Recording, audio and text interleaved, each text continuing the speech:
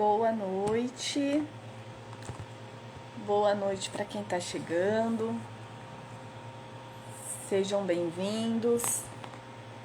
Hoje nós vamos falar sobre doação com reserva de usufruto. Se eu for fazer um top 10, um top 3 dos atos mais praticados no tabelionato de notas, seria escritura de venda e compra, inventário e doação com reserva de usufruto. Então, hoje eu escolhi esse tema porque, como eu disse, é um dos temas muito comum que nós praticamos aqui. Então, a gente vai traçar alguns pontos sobre a doação com reserva de usufruto. Lembrando sempre que eu estou trazendo os temas de uma forma simples e informativa. Então, eu estou evitando entrar em polêmicas, em detalhes jurídicos, porque eu quero que todo mundo possa compreender e mais para frente a gente pode estar aprofundando cada tema. Quem for estar online, se o som não estiver saindo, me avise, porque senão eu não sei se está saindo o áudio ou não. Então, o contrato de doação, ele está disciplinado lá no Código Civil, dos artigos 538 a 554. E é um ato muito frequente, como eu disse. Nós praticamos quase que diariamente doação com reserva de usufruto. E ela se traduz em uma forma de planejamento sucessório. Então, é muito comum os pais desejarem já doar em vida os bens aos filhos, como forma já de organizar a sucessão dos bens com o falecimento deles, evitando assim litígios e também facilitando para os herdeiros, evitando que eles tenham depois que abrir o inventário. Então, quando os pais escolhem fazer a doação com reserva de usufruto, eles já querem evitar brigas, litígios entre os herdeiros e também evitar que eles precisem abrir um inventário, o que se traduz também em economia. Porque quando eu vou fazer o inventário, nós vamos levar em consideração os valores do patrimônio na data do óbito. Quando eu faço a doação, eu levo em consideração os valores do patrimônio, dos bens doados na data da doação. E nós sabemos que o tempo tende a sempre a valorizar os bens. Existem exceções? Existem exceções. Mas, em regra, o tempo traz a valorização dos bens. Bom, o contrato de doação é um contrato que a gente fala de liberalidade, onde uma pessoa transfere bens ou vantagens para outra pessoa que os aceita. Embora ele estipule obrigação apenas para uma pessoa, que seria o doador, apenas ele tem a obrigação do quê? De transferir o bem, de entregar aquele bem que ele está doando. Ele é tido como um contrato consensual, porque ele só vai se aperfeiçoar, ele só vai se tornar perfeito a partir do momento em que o donatário ele declara aceitar a doação. E o nosso código, ele traz que a aceitação ela não precisa ser expressa. Então, o artigo 539 do Código Civil diz assim: o doador pode fixar prazo ao donatário para declarar se aceita ou não a liberalidade, desde que o donatário, ciente do prazo, não faça dentro dele a declaração entender-se-á que aceitou, se a doação não for sujeita a encargo. Então, o silêncio da parte do donatário também faz presumir que ele aceitou a doação. Mas esse silêncio ele tem que ser comprovado após uma notificação daquele contrato de doação, tá? Então, a aceitação da doação, ela aperfeiçoa o ato. Ela é importante para concluir a doação, embora dele decorre apenas obrigação ao doador. E quais as vantagens, Alice, de eu fazer uma doação com reserva de usufruto? Como eu disse, a doação ela é uma forma de planejamento sucessório quando os pais querem, assim, tirar dos filhos o encargo de ter que abrir o inventário. Então, nós sabemos que o inventário, muitas vezes, ele pode ser rápido, mas ele também pode acabar se tornando litigioso. Então, os pais já optam por fazer essa doação. Mesmo porque no inventário, às vezes, a gente tem custo com documentos, com advogado, com as custas processuais ou os emolumentos da escritura. Nós sabemos que o inventário ele tem que abranger todo o patrimônio. A doação você pode se programar e fazer ela por etapas. Então, enquanto os herdeiros lá no inventário ele é obrigado a inventariar todo o acervo, o que isso acaba onerando mais os herdeiros, porque eles têm que desembolsar um valor em uma única vez. Na doação pode haver um planejamento para que sejam feitos por etapas, para que assim não onere de uma vez o doador e nem os donatários. E também na doação, na escritura de doação, não é obrigatório a presença de advogado. Então seria um custo a menos para o doador e para os donatários, que lá no inventário deveriam também arcar com os honorários advocatícios. Aqui no estado de São Paulo também, a lei do ITCMD, e aí você tem que ver a lei estadual da onde você está, porque cada estado tem uma legislação própria quanto ao ITCMD. As hipóteses aqui no estado de São Paulo de isenção na doação, ela acaba sendo mais ampla do que no inventário. Porque lá no inventário, em regra, a isenção se dá quando o bem deixado não ultrapasse 2.500 UFESP, o que é muito raro. Já na doação, não pode ultrapassar 2.500 UFESP por donatário, dentro do ano fiscal. Então, enquanto no inventário eu levo em consideração o valor do imóvel, na doação eu levo em consideração a parte que cada donatário está recebendo, o que pode tornar possível, inclusive, isenções na doação que não aconteceria lá no inventário. Mas isso nós precisamos sempre analisar a lei tributária do ITCMD de cada estado, porque cada estado tem a sua lei de tributação do ITCMD. Agora, uma pergunta. Alice, eu posso doar para quem eu quiser? Então, eu posso estar doando para quem eu bem entender? E aí, eu separei 3 artigos do Código Civil que nós precisamos refletir neles. O primeiro artigo é o 549, que diz: é nula a doação quanto à parte que exceder a que o doador, no momento da liberalidade, poderia dispor no testamento.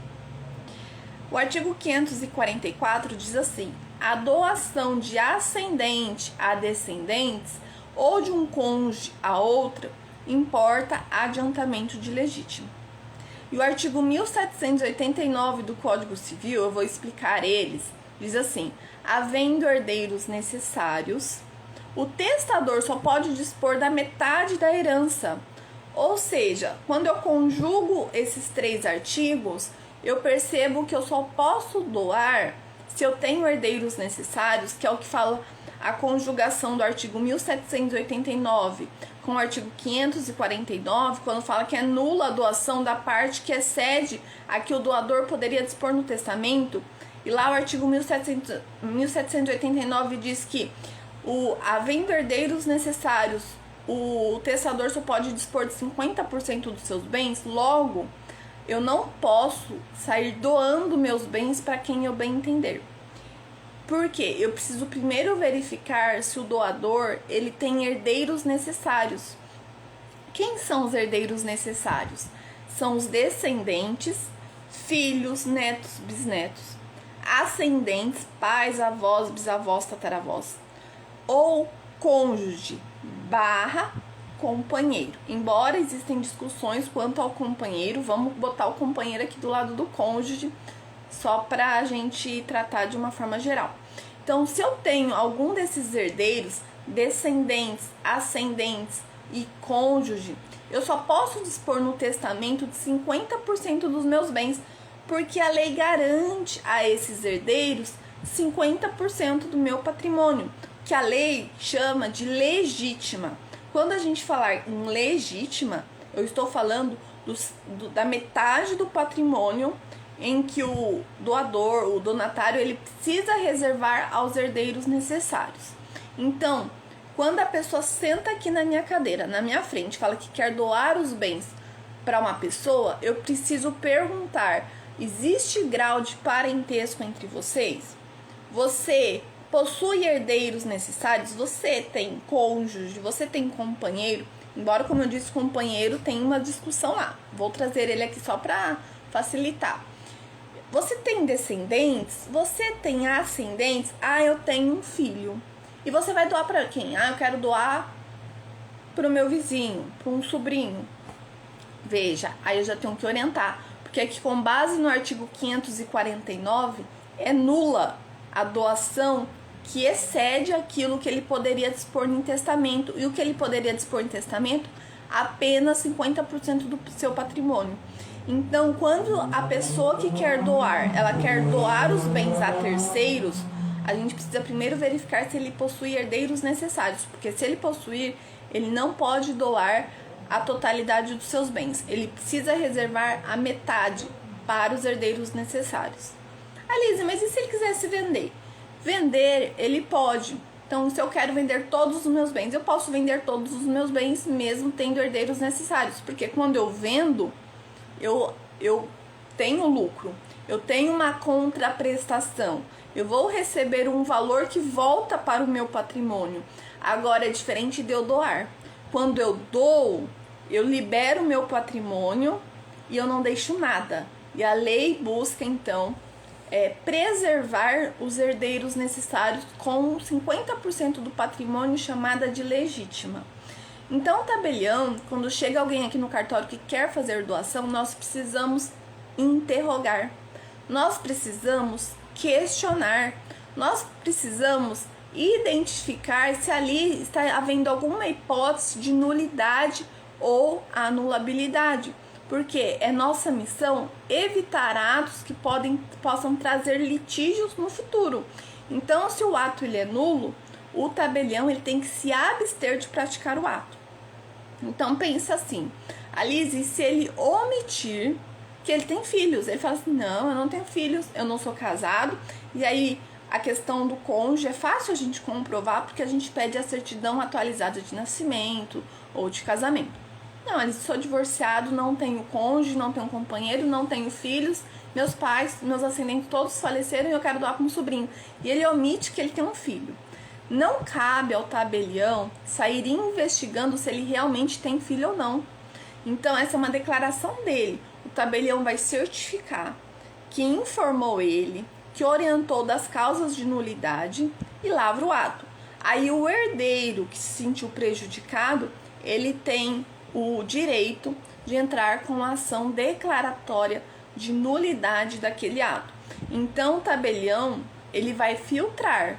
Mas se existe uma omissão ali de informação em que o doador esconde do tabelião, não cabe ao tabelião sair pesquisando, invadindo a privacidade para saber se ele tem filhos ou não, para reservar a legítima. Essa é uma informação que é o doador que vai dar para o tabelião.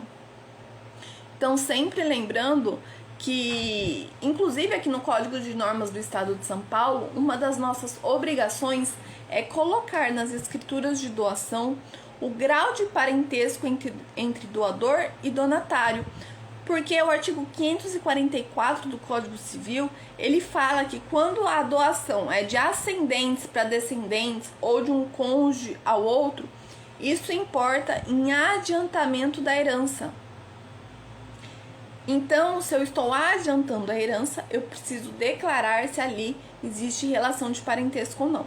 Existe também um ponto em que o doador ele pode dispensar o donatário de levar esse bem recebido em doação na colação lá no inventário. É um tema um pouco mais complexo, eu não vou me adentrar muito nele, porque eu quero chegar lá no usufruto, antes de dar o tempo da live. O que é a colação? A lei, ela garante aos herdeiros que cada um receba partes iguais no patrimônio.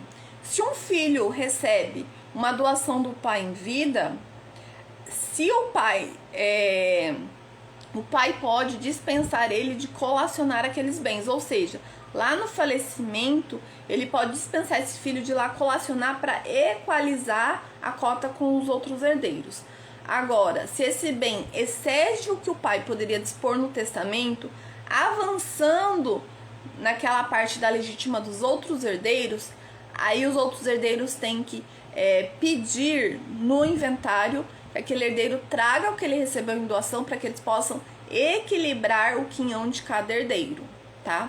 Esse é um tema um pouco mais complexo, mas eu resolvi falar aqui para vocês terem esse conhecimento, que a lei ela garante que os filhos, os descendentes, os ascendentes, eles recebam o mesmo quinhão na herança. Então, aquilo que for doado em vida importa em adiantamento de legítima.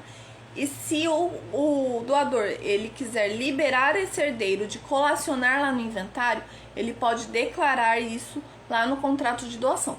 Também não cabe ao tabelião pedir todo o imposto de renda, relação de bens, para fazer o cálculo se aquele bem realmente representa 50% do patrimônio. Não cabe ao tabelião esse cálculo, ele não é contador. Isso é a declaração do doador. Se isso prejudica um dos descendentes, cabe ao descendente prejudicado depois requerer judicialmente a redução daquilo que excedeu a legítima dos herdeiros necessários que foram prejudicados com aquela doação, tá? Alice, posso fazer doação por procuração? Eu não estou na cidade, quero fazer doação, posso utilizar-me da procuração? Poder pode, mas aqui nós precisamos verificar que existem alguns requisitos. A procuração para lavrar doação, ela precisa ser específica, especificando quem é o donatário, porque eu estou tratando de uma liberalidade. Eu estou tirando o bem do patrimônio de uma pessoa sem que ele advenha nenhuma vantagem, nenhum retorno financeiro para o seu patrimônio. Então, a procuração para a lavratura de uma escritura de doação, ela precisa ser específica e ela precisa indicar o bem que está sendo doado. É a casa da rua tal, matrícula número tal, e vai ser para o filho João. Ou é para o filho Lucas. Eu preciso identificar donatário e o objeto da doação, porque senão não é possível o cartório utilizar-se de uma procuração genérica, com poderes genéricos, ou que fale assim, poderes de alienar, poderes para doar, sem indicar quem é o donatário e qual é o objeto daquela doação. Então, a doação por procuração exige procuração específica, indicando o donatário, indicando o bem que será doado. Alice, eu posso doar bem a um incapaz? Para um filho menor, para alguém que está sob tutela, alguém que está sob curatela. Daí eu trouxe 2 artigos aqui que a gente vai conversar rapidamente sobre eles, porque é muito comum os pais querem doar bens a filhos, os avós para os netos que são menores de idade. Então, o que fala o artigo 543 do Código Civil? Ele diz assim: se o donatário for absolutamente incapaz, dispensa-se a aceitação, desde que se trate de doação pura. O que é uma doação pura? Doação pura é aquela que não exige do donatário nenhuma contraprestação. Então, se é uma doação, eu simplesmente dou, sem estipular uma obrigação, uma contraprestação para o donatário, ela é pura. Logo, o artigo 543 fala: se ele é absolutamente incapaz, dispensa-se a aceitação. Nesse caso, se alguém quer doar um bem para os netos, para os filhos que são menores, nesse caso, dispensa-se a aceitação. E aí o tabelião, ele tem que tomar o cuidado de colocar mesmo esse artigo. É prudente que ele coloque que fica dispensado a aceitação nos termos do artigo 543 do Código Civil. Agora vamos complicar um pouquinho. O artigo 1748 do Código Civil, que trata dos tutelados e aplica-se, por analogia também, aos curatelados, ele diz assim, que não pode o tutor, sem que haja uma autorização do juiz, aceitar por eles herança, legados ou doações, ainda que com encargos. Alice, você me disse que se ele é incapaz, eu não preciso de uma aceitação expressa. Agora você me fala que tem um artigo que fala que o tutor e também o curador, eles não podem aceitar doação para o incapaz sem autorização judicial. E isso, existe decisão da segunda vara de registros públicos de São Paulo que analisou essa situação. Qual foi o entendimento final que a gente chegou-se ao caso? Quando eu falo do menor incapaz que está com a sua representação, que ele não está sob tutela, nem sob curatela, ele tem os pais ali, o poder familiar devidamente constituído, ele não precisa manifestar aceitação. E os pais assinam a escritura não aceitando, mas concordando com aquela doação, que não há prejuízos para aquele herdeiro. Não que eles aceitem a doação em nome dos filhos, porque a lei lá no artigo 543, ela dispensa a aceitação do incapaz, mas é necessário que os pais, se possível, manifestem essa vontade também, que não há prejuízo àquela doação, então eles anuem com a escritura. Agora, se esse incapaz, ele está sob regime de tutela, ele está sob um regime de curatela, ou seja, é um menor que não tem o poder familiar estabelecido, foi rompido o poder familiar. Então, existe um tutor ou existe um curador. Nesses casos, quando há uma pessoa donatária sob regime de tutela ou de curatela, nesses casos, é necessária a autorização judicial para que o tutor, o curador, aceite a doação por elas, tá? Porque está expressamente previsto na lei. Então, são situações diferentes. Nós sempre precisamos ficar antenados com as decisões do STJ, do Conselho Superior da Magistratura, da sua corregedoria local, porque às vezes eles podem acabar disciplinando de forma diversa. Mas hoje o entendimento que nós temos aqui é esse. Se ele é menor absolutamente incapaz, mas ele tem um poder familiar constituído, dispensa-se a aceitação e os pais anuem com aquela escritura de doação em favor dos filhos. Se o menor ou o incapaz ele está em regime de tutela e curatela, é necessário um alvará judicial para que o tutor, o curador, aceite aquela doação. Aí, nesse caso, por ele ser incapaz, eu não aplico 543, mas eu aplico o artigo 1748 do Código Civil, tá bom? Alice, qual que é a forma que a gente pode doar? E aí o artigo 541 diz assim: a doação far-se-á por escritura pública ou instrumento particular. E a doação verbal será válida se versando sobre bens móveis de pequeno valor e se lhe seguir incontinente a tradição. Mas quando eu falo de bens imóveis, nós temos que ir lá para a regra do artigo 108 do Código Civil, que diz que nos negócios jurídicos que versem sobre direitos reais imobiliários de valores superiores a 30 salários mínimos, a escritura pública é da essência do ato. Então, se eu estou doando um bem imóvel cujo valor ultrapassa 30 salários mínimos, eu preciso fazer por meio de escritura pública, tá? Alice, e o que é usufruto? O que é reservar o usufruto? E aí a gente vai falar rapidamente um pouquinho sobre alguns conceitos de propriedade, de posse e de usufruto. Lá no livro dos direitos reais, a gente tem o que é a propriedade.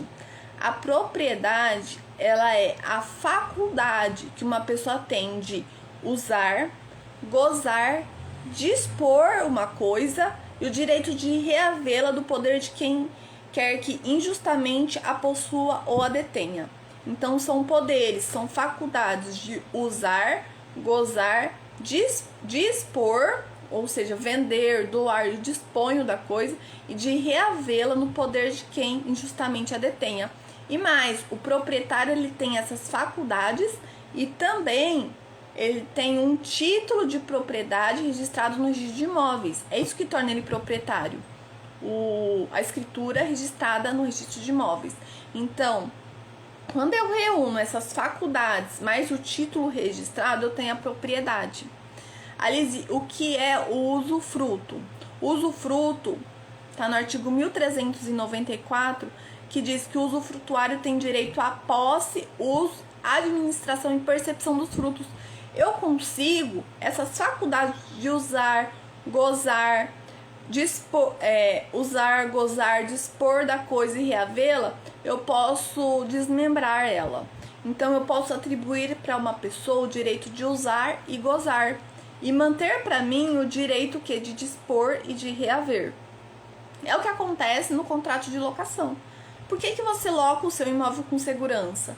Porque você faz um contrato em que você outorga o direito de uso mediante uma retribuição, mas você tem um título de propriedade registrado que te dá o direito, se caso ele não te devolver o imóvel, você ajuizar uma ação de reintegração de posse. E o que é usufruto? É quando eu pego essas faculdades da propriedade e eu destaco o direito de uso e de gozo e atribuo a uma pessoa. Então, uma pessoa fica com o usufruto, que é o direito de usar, administrar, ficar na posse e perceber os frutos, e aí eu deixo na mão do proprietário o direito de reaver e dispor. Então, eu desdobro as faculdades que a propriedade atribui a uma pessoa. E nós chamamos, quando isso acontece, quando eu desmembro essas faculdades, atribuindo o direito de uso e gozo a uma pessoa e o direito de dispor, de reaver para outra, eu chamo esse proprietário de nuproprietário. Por que ele é nuproprietário? Porque ele se despiu do direito de usar e gozar e atribuiu ao usufrutuário. Então, nós temos o usufrutuário, aquele que tem o direito de usar, gozar, administrar e perceber os frutos sobre um bem. E o nuproprietário é aquele que realmente tem a propriedade despida dessas faculdades de uso, gozo, posse, administração, mas ele mantém sobre ele a propriedade com o direito de reaver e de dispor. Alice, pode ser vendido um imóvel que tem um usufruto registrado? É possível. O nuproprietário ele pode vender a nua propriedade, porque o usufruto é um direito real que se constitui com seu registro no registro de imóveis. Logo, se eu vendo a nua propriedade, aquele que adquire a nua propriedade precisa respeitar aquele usufruto que consta na matrícula. Então, enquanto o usufrutuário for vivo, o nuproprietário precisa respeitar e manter ele na posse, no uso, no gozo, na percepção dos frutos. E o usufrutuário aqui, ele tem o direito, por exemplo, eu tenho usufruto de 5 casas. Ele não precisa morar nas 5 casas, porque o direito dele é de administrar, usar, gozar e perceber os frutos. Ele pode morar em uma casa e receber o aluguel das demais. Então, todo o lucro que os imóveis forem dando pertence ao usufrutuário, tá? O Código Civil, ele traz lá quais são os direitos e deveres, tanto do usufrutuário quanto do proprietário, mas não cabe nós aqui a entrar nesses detalhes. E essa reserva de usufruto, então, quando em regra os pais doam os bens e reservam o usufruto, eles fazem justamente para isso, para que eles se mantenham no uso, na administração, na percepção dos frutos que aquele bem produz. E também eles fazem isso para cumprir o artigo 548 do Código Civil, que diz assim: é nula a doação de todos os bens sem reserva de parte ou renda suficiente para a subsistência do doador. E aqui é a chamada doação universal. A nossa lei, ela proíbe a doação universal, onde eu dou todos os meus bens e eu fico sem nada, eu fico na penúria. Então, a reserva de usufruto, ela serve justamente para manter uma renda para o doador, para que ele não fique assim na penúria e seja caracterizada doação universal, e ela é nula, tá? Existem algumas cláusulas que a gente pode impor na doação com reserva de usufruto e são bem comuns. Uma delas é a cláusula de reversão que está no artigo 547 do Código Civil. Ela diz assim: o doador pode estipular que os bens doados voltem ao seu patrimônio se sobreviver ao donatário. Aí o parágrafo único completa: não prevalece cláusula de reversão em favor de terceiro. Então, os doadores podem doar os bens e colocar a cláusula que, se eles sobreviverem aos donatários, ou seja, um dos donatários falecer, aquele imóvel ele volta para o doador. Se são 3 filhos os donatários e um falece, o imóvel não volta integral, ele vai voltar aquela parte daquele que faleceu volta. E isso evita o quê? Que a parte desse que faleceu vá para os seus herdeiros. Então, se o filho é casado e os pais não gostam da nora, o que acontece? Ele doa os bens para o filho e coloca a cláusula de reversão. Se esse filho falece, a esposa dele não vai receber esse bem como herança, porque ele vai voltar para o doador, porque foi estipulado isso em contrato de doação. E essa cláusula de reversão, ela tem que ser em favor dos doadores. Ele não pode estipular, olha, eu estipulo em favor dos outros filhos. Não, ela não acresce a terceiros, mesmo que os proprietários atuais, mas apenas aqueles que doaram. Então ela volta para os doadores, não para outra pessoa, que é o que está no parágrafo único do artigo 547. Outras cláusulas que as pessoas gostam de colocar, mas essas a gente tem que tomar mais cautela, é a cláusula de impenhorabilidade, inalienabilidade e incomunicabilidade. Porque o artigo 1848 do Código Civil, ele diz assim: salvo se houver justa causa declarada no testamento, e aqui a gente leva também para o contrato de doação. Não pode o doador ou testador estabelecer cláusula de inalienabilidade, impenhorabilidade e incomunicabilidade sobre os bens da legítima. Então, salvo se houver justa causa. Então, se os doadores falam que querem doar aquele bem para os filhos e aquilo lá importa em adiantamento da herança, aquela doação integra a legítima, se eles quiserem estipular essas cláusulas, eles precisam dar um justo motivo. Aliás, o que é um justo motivo?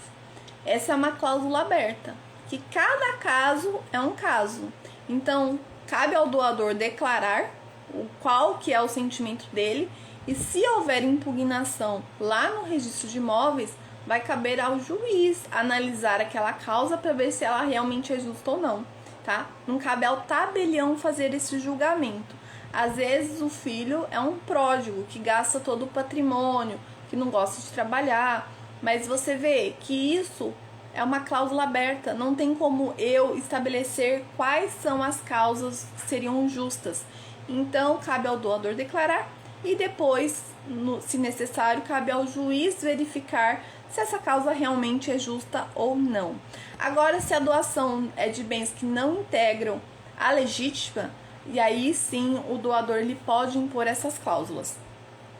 Detalhe: a cláusula de inalienabilidade, impenhorabilidade e incomunicabilidade, e elas só podem ser impostas no contrato gratuito. Eu não posso impor essas cláusulas num contrato de compra e venda, tá? A lei não permite.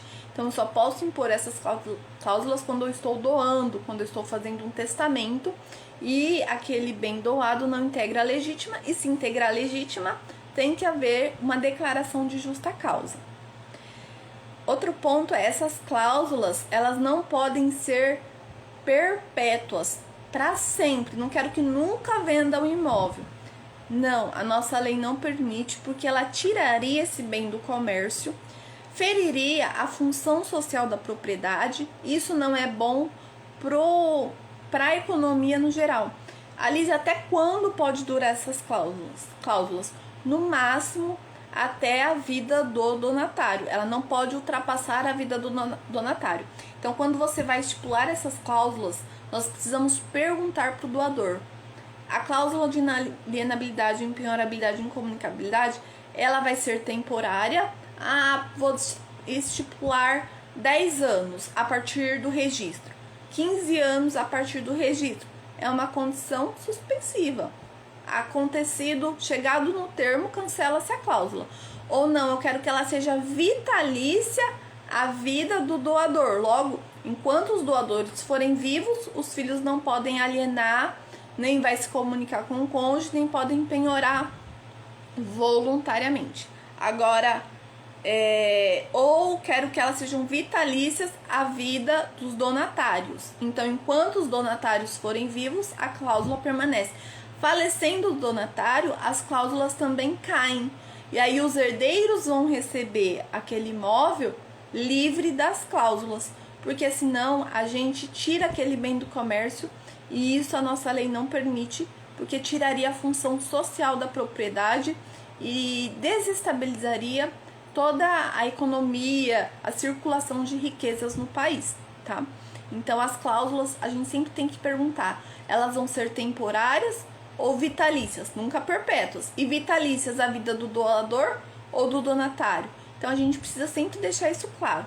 Muitas vezes a gente pega escritura em que fala assim, cláusulas vitalícias, tá? Mas vitalícias ao doador ou ao donatário, tá? Então a gente precisa ser claro nesse aspecto. Alice, e o cancelamento do usufruto? Como que nós cancelamos o usufruto? O usufruto, ele é cancelado pelas cláusulas que estão lá no artigo 1410 do Código Civil. Então, ó, o usufruto extingue-se cancelando-se lá no registro de imóveis. Lembra que ele é um direito real e que ele precisa ser inscrito no registro de imóveis? Pois é, o seu cancelamento também. E aí, ele pode ser cancelado pela renúncia. Então, o usufrutuário, ele pode renunciar àquele usufruto. E como que ele renuncia ao usufruto? A gente volta lá no artigo 108 do Código Civil. Se o valor do imóvel for até superior a 30 salários mínimos, a renúncia precisa ser por escritura pública, tá? Por morte, faleceu o usufrutuário. Então, nós precisamos averbar com a certidão de óbito o cancelamento daquele usufruto. 2. Por termo de sua duração. Eles podem estabelecer que o usufruto que eles vão reservar é por mais 10 anos, por mais 30 anos. Deu o prazo, eles ainda vivos, extingue-se aquele usufruto. Lembrando-se sempre que os doadores não podem ficar sem nada no seu patrimônio, porque é nula a doação universal. Normalmente, o termo de duração ele é imposto quando, na verdade, o usufruto ele é instituído, porque o proprietário, se eu sou dona de um imóvel, eu também posso apenas instituir o usufruto em favor de uma pessoa. Por exemplo, eu tenho um imóvel e eu instituo o usufruto em favor da minha mãe sobre aquele imóvel. Eu falo, olha, eu vou instituir o usufruto para você, e aí não é reserva, porque reserva é quando eu dou e guardo e mantenho para mim o usufruto. Mas eu vou instituir um usufruto em seu favor, mãe, pelo período de 10 anos. Finalizado o período de 10 anos, o usufruto volta para mim. Outra coisa importante, o usufruto ele sempre volta na mão do proprietário, do proprietário, nunca em favor de terceiro. O usufruto ele é um direito personalíssimo. Ah, o usufrutuário faleceu, vamos inventariar o usufruto. A gente não inventaria o usufruto. O usufruto é direito personalíssimo. Falecendo a pessoa, aquele direito ele é extinto, ele não se transfere para os seus herdeiros. Tem o item 3, mas não vai ser aplicado, porque é no caso de pessoa jurídica, tá? Eu tô falando de pessoas físicas. Pela cessação do motivo que a origina, pela destruição da coisa, guardadas as disposições do artigo 1404, pela consolidação. O que é a consolidação, Alice? A consolidação, ela ocorre, por exemplo, quando eu tenho o usufruto na mão de A e a nua propriedade na mão de B. E ambos decidem vender esse imóvel para C. Logo, Alice, mas você não falou que o usufruto volta para o proprietário? Mas nesse caso eu estou consolidando ao mesmo tempo nua propriedade e usufruto na mão do terceiro. Nesse caso, o usufruto ele é extinto na relação do A porque ela se consolida na mão do C. Então é possível que no proprietário e o usufrutuário alienem simultaneamente, no mesmo ato, os seus direitos em favor de outra pessoa. E aí é consolidada a nua propriedade e usufruto de novo na mão de uma única pessoa. Então essa é a consolidação, tá? Constituído o usufruto em favor de duas ou mais pessoas, extinguir-se-á a parte em relação a cada uma das que falecerem, salvo estipulação expressa, o que em dessa couber a sobrevivente.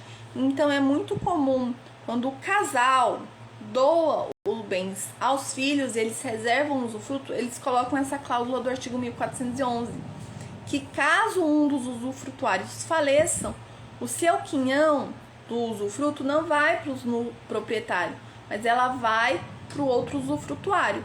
Então eu integralizo aquele usufruto na mão de um único usufrutuário que está sobrevivo, e após ele falecer, aí todo o usufruto volta na mão do proprietário. Pessoal, alguma dúvida? Alguma questão para a gente tratar?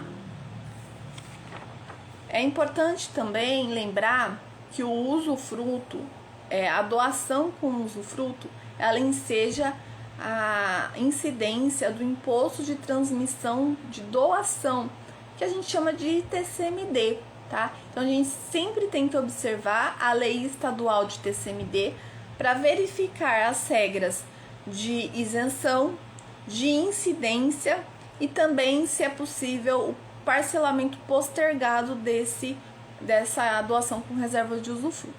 Aqui no estado de São Paulo tem uma previsão lá na lei em que quando faz a doação com reserva de usufruto, é possível pagar o ITCMD sobre a doação da nova propriedade, que é 2/3, e sobre 1/3 do usufruto pagar no momento em que ele for ser cancelado, ou pelo falecimento ou pela renúncia. Então, neste caso, a gente também precisa deixar isso expresso na escritura quando o pagamento do ITCMD for ser feito dessa forma, e avisar o donatário que quando ele for requerer a averbação do cancelamento, vai ser exigido dele o recolhimento de 1/3 do ITCMD que tinha ficado para trás, tá? Então, esses são os principais pontos que eu quis trazer sobre o contrato de doação, que é muito comum. Apenas para recapitular, a gente viu se eu posso doar para quem eu quiser, eu falei sobre isso. Nós falamos sobre a legítima, a reserva dos herdeiros necessários, se eu posso doar tudo para terceiros. Falamos sobre doação universal, doação por procuração. Nós falamos sobre a doação a incapaz. Falamos sobre a forma como é feita a doação. Falamos sobre o usufruto, as cláusulas que podem ser impostas no contrato de doação, as mais comuns, e também sobre cancelamento de usufruto, tá? Então, eu agradeço a todos que passaram por aqui. Se vocês tiverem dúvidas, sugestões, angústias, coisas para compartilhar, pode me enviar pelo direct, tá bom? Muito obrigada a todos e tenham uma boa noite.